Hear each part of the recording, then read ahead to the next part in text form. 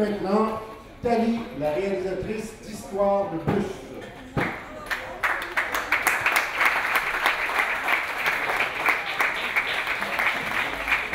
Bonjour Thalie.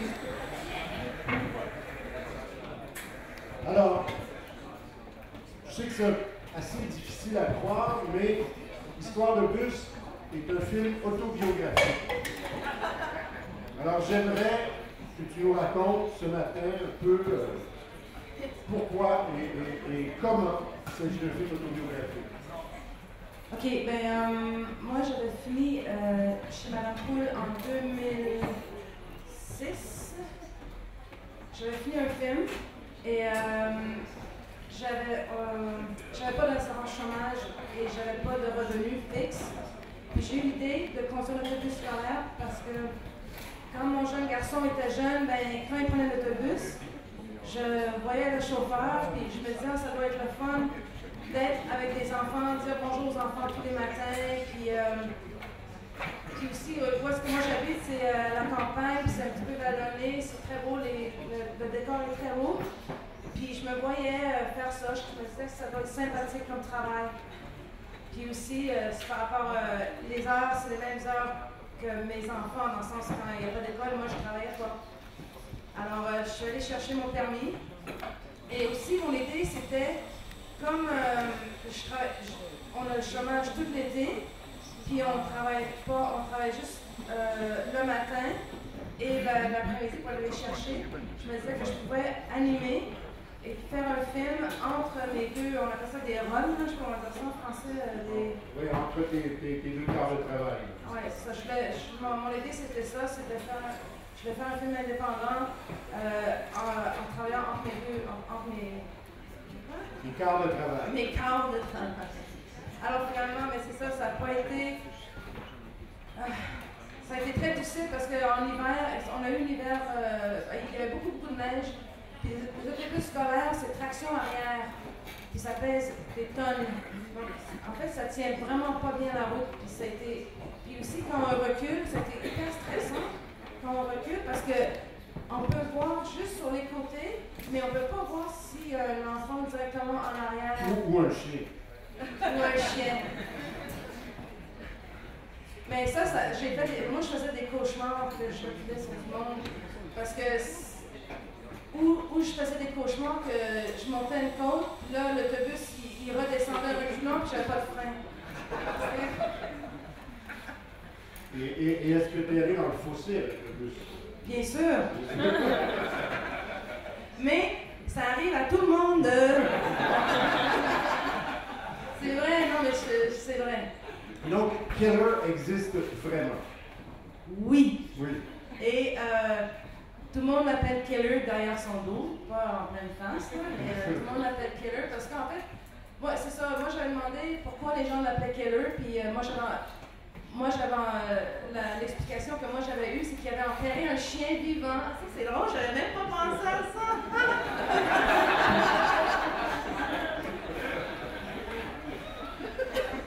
Il avait enterré un chien vivant quand il était petit. C'est pour ça qu'ils l'ont appelé Keller. Les gens l'appelaient Keller, puis ça restait avec lui. Puis, tu sais, les petits villages, tu peux pas te défaire les affaires facilement.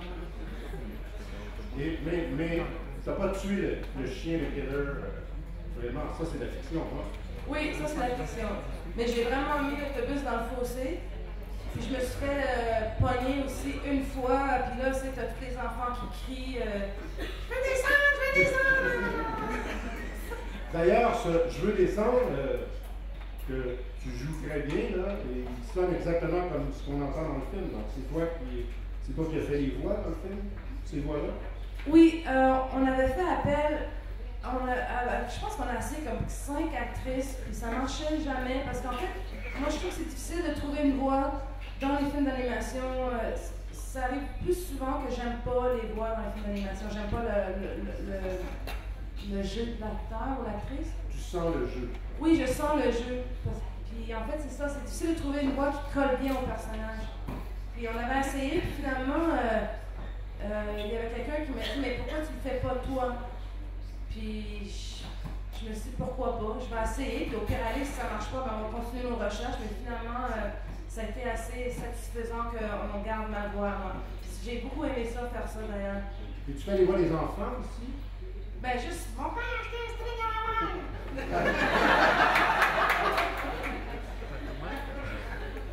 C'est un film familial, l'histoire de bus, hein, parce que Keller, c'est pas un acteur non plus qui fait sa voix. Donc, Keller, c'est mon fils Léo qui a 20 ans. Et la musique a été faite par mon ex. Donc, le père, Oui.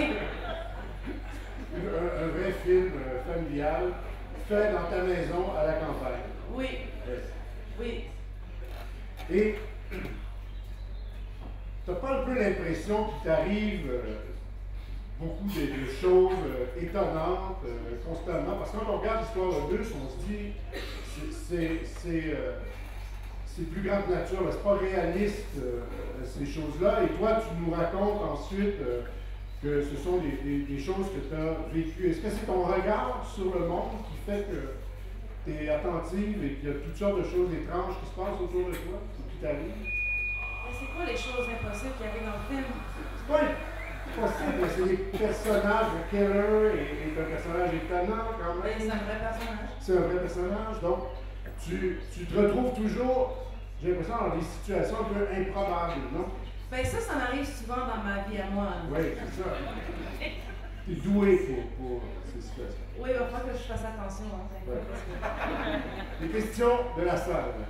Oui, j'ai vu au générique du film le nom de Richard Pondy. Et c'est évident que vous êtes dans la tradition de ces films burlesques, de Kaltenbach, je ne sais plus les autres titres.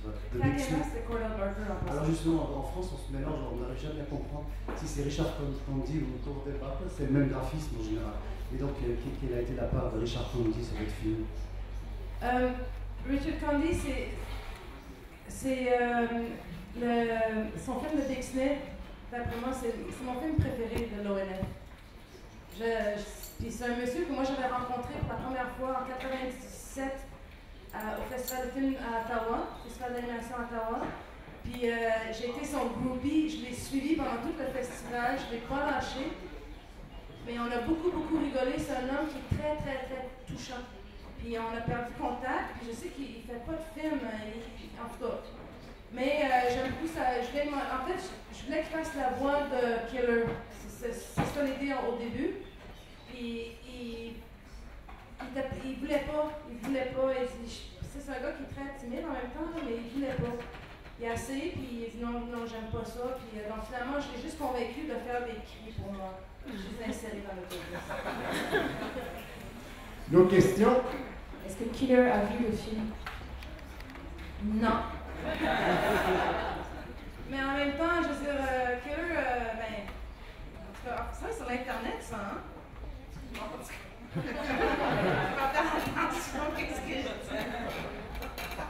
Non, mais finalement, dans le film, il est juste épais. C'est juste un épais, mais il est pas. Il est correct, là, il me semble. Et vous tuez son chien quand même. Oui, mais pas dans la vraie vie. Une dernière question. Est-ce que vous avez autre projet dans le futur? Moi, je suis encore en train de faire. Je suis en train de faire un storyboard d'encore quelque chose que j'ai vécu. Puis je suis en train de faire le storyboard pour voir si ça peut marcher comme film. Hein. Mais sinon, je peux faire. J'aimerais me faire des tout petits films juste sur mon regard sur l'être humain. Juste des petits morceaux de film sur l'être humain, en fait, la façon que moi je les perçois. Oh oui. Okay. Merci, Thalie.